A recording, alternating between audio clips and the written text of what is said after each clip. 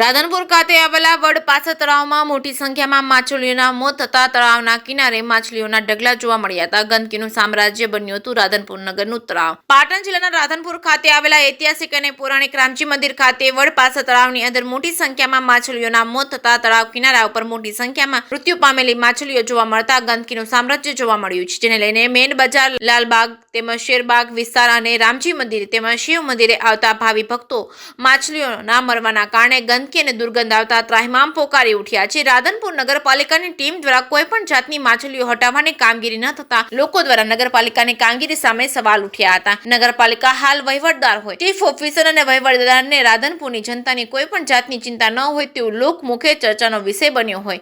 રાધનપુર તળાવની અંદર મોટી સંખ્યામાં માછલીઓના મોત થતા રાધનપુર નગર દુર્ગંધનું અને ગંદકીનું સામ્રાજ્ય બન્યું છે. નગરપાલિકાની કામગીરી સામે લોકો સવાલ ઉઠાવી રહ્યા છે. JKS ન્યૂઝ ગુજરાતી સાથે મનુ ઠક્કર, રાધનપુર.